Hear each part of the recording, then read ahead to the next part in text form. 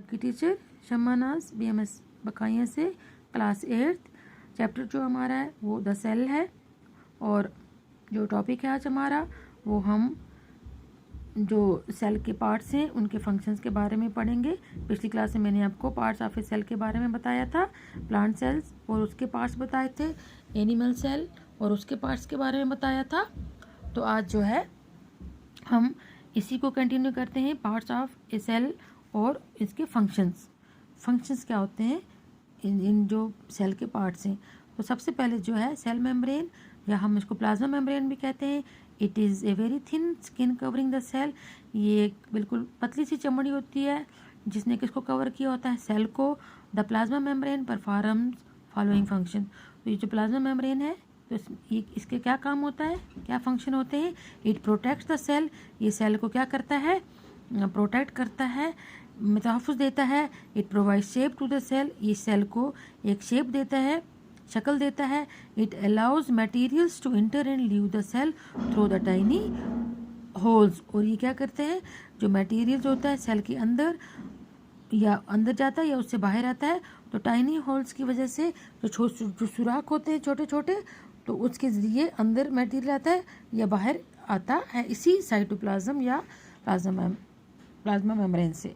तो साइटोप्लाज्म का मतलब है, काइटोस का मतलब हॉलो, प्लाज्मा हो गया लिक्विड, हॉलो हो गया एक एम्प्टी जगह, खाली जगह, प्लाज्मा हो गया fluid liquid. The cytoplasm is a jelly like substance. तो ये कैसा होता है बच्चों, जेली लाइक सब्सटेंस होता है, occupying most of the space inside the cell. और ये ज़्यादातर जो सेल के हिस्से को इसने घेरा होता है, ऑक्यूपाई किया होता है। It occupy the space between the cell membrane and the nucleus. ये न्यूक्लियस और साइटोप्लाज्म के बीच में क्या करता है कि जगह को घेर के रखता है। तो इसमें क्या होता है बच्चों, all the life functions take place in the cytoplasm. जितने भी लाइफ फंक्शन है वो किस में होते हैं, साइटोप्लाज्म में होते हैं। The cytoplasm contains many important tiny structures called the organelles.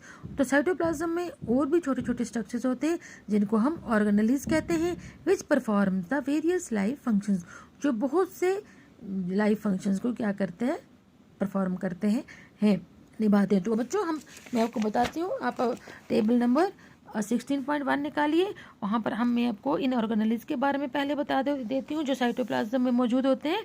तो सबसे पहले जो है वो कौन से ऑर्गेनेल्स आ जाते हैं, माइटोकॉन्ड्रिया, जिसको हम सिंगुलर में माइटोकॉन्ड्रियन कहते हैं, और इसको हम power houses of the cell भी कहते हैं।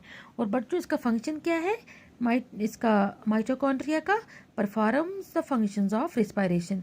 ये रिस्पायरेशन सेल में इसी की वजह से होती है, और इसको हम provide the cell with energy, और ये सेल को क्या करता है, एनर्जी देता है।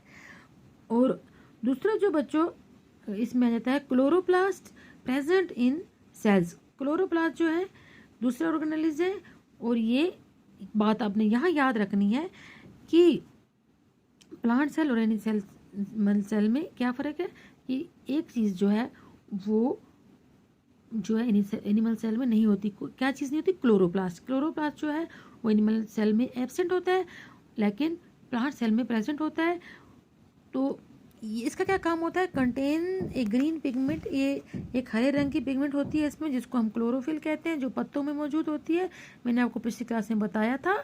और ये किस में हेल्प करते हैं, इसको chlorophyll help in food manufacture photosynthesis. और ये पौधों को, प्लांट्स को अपना खाना बनाने में, मैन्युफैक्चर करने में मदद देती है, जिसको हम फोटोसिंथेसिस कहते हैं। फिर आ जाते हैं endoplasmic reticulum.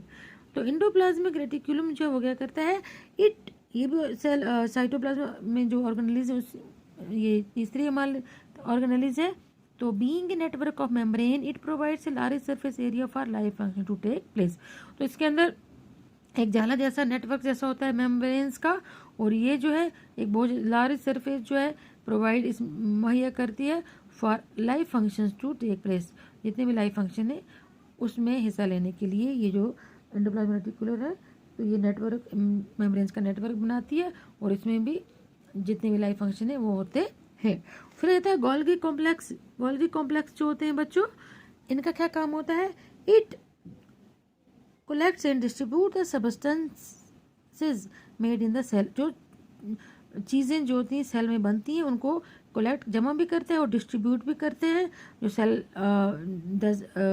It collect and distribute the substances made in the cell, जो सेल के अंदर कोई चीज़ बनती है उसको डिस्ट्रीब्यूट बांटता भी है और कलेक्ट भी करता है, जमा भी करता है। फॉर एग्जांपल प्रोटीन, जैसे कि प्रोटीन्स है, synthesis and secretion of many material, और भी बहुत सारी चीज़ों को ये क्या करता है,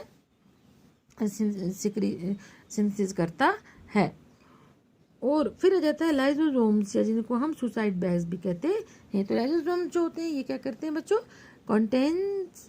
contain enzymes which helps in breaking down or destroying the various material usually toxic or unwanted। तो बच्चों ये जो लाइसोसोम्स इनका क्या काम होता है, इनको हम सुसाइड बैग्स भी कहते हैं। तो इनमें ऐसे कुछ एंजाइम्स होते हैं जो क्या करते हैं, ब्रेकिंग डाउन और डिस्ट्रॉइंग द वेरियस मटेरियल। ये कुछ ऐसे जो मटेरियल्स होते हैं जो अनवांटेड होते हैं, जिनकी हमारे जिस्म को ज़रूरत नहीं होती, या वो कुछ जहरीले होते हैं, हमारे जिस्म के लिए नुकसानदेह होते हैं, तो ये उनको डिस्ट्रॉय करते हैं, ख़त्म, सेल के अंदर ही ख़त्म कर देते हैं। तो मुझे उम्मीद है कि यहाँ तक आपको समझ आया होगा। साइटोप्लाज्म के बारे में हमने पढ़ा और सेल ऑर्गेनेल्स के बारे में हमने, साइटोप्लाज्म की जो में जो सेल ऑर्गेनेल्स है उनके बारे में हमने पढ़ा। तो उम्मीद है कि आपको समझ आया होगा। बाकी वस्सलाम।